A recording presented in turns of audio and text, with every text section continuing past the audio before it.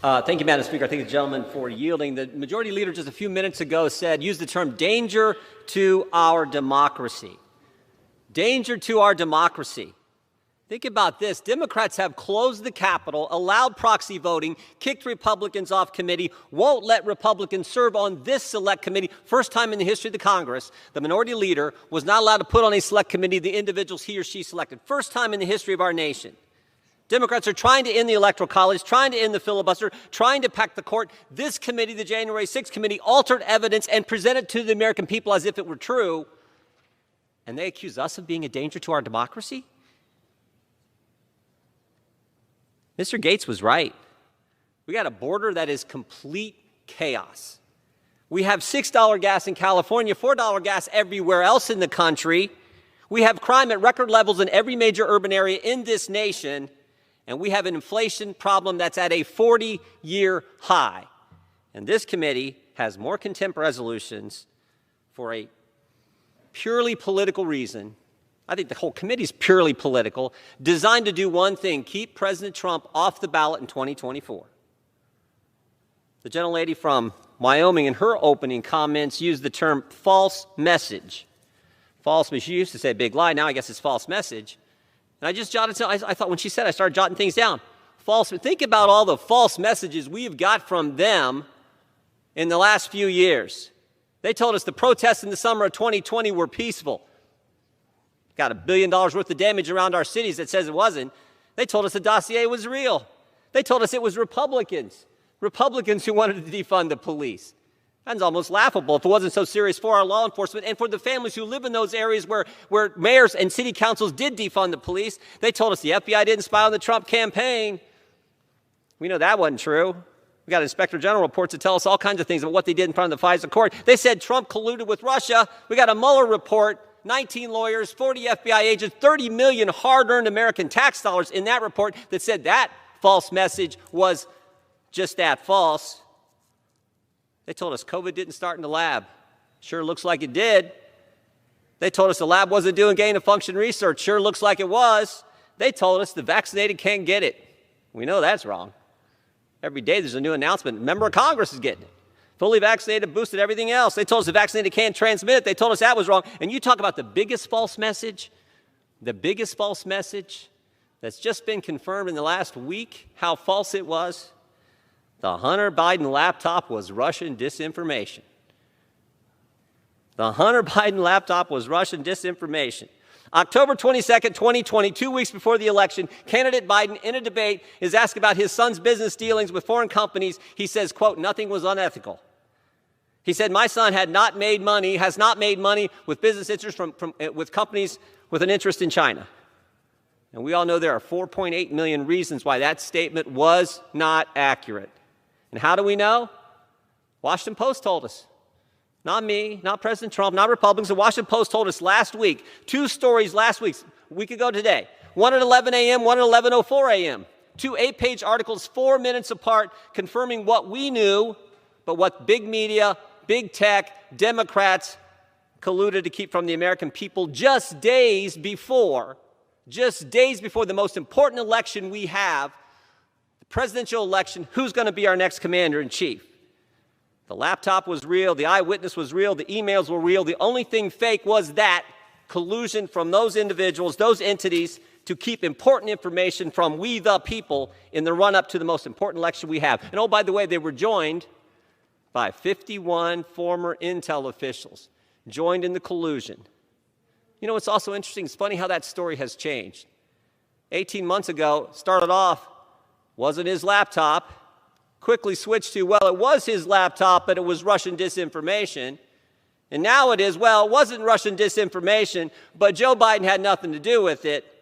Now it was, well, Joe knew what was going on, but he wasn't really involved in anything wrong.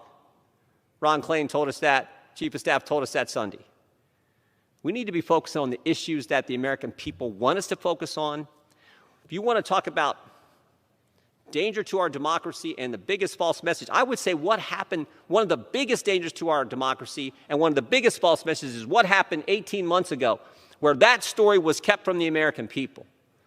We could dig into that, find out what went on there, why that happened, and we could also focus on the record crime, record inflation, record price of gas, and the chaos on our southern border that's about to get worse as the Democrats look to, as the Biden Gentleman's recognized for 30 more. Ask to speak for, yield myself as much time as I may consume. Gentleman's recognized. Thank you, Madam Speaker. Why did it take so long? Why did it take so long to pass this, bring this legislation to the floor? It's been over a month since the leak of the draft opinion, over a month of threats on Supreme Court justices and their family, over a month of protest at their home. Why did it take so long? I mean, the protests at their home are a direct violation of the law, 18 U.S.C. Section 1507. Over a month. It's been over a week, or actually a week, since an assassination attempt on a Supreme Court justice, on Justice Kavanaugh. Think about that for a second. An assassination attempt on a sitting United States Supreme Court justice. And what did the Speaker of the House say last week? No one is in danger. No rush on this legislation. No concern here.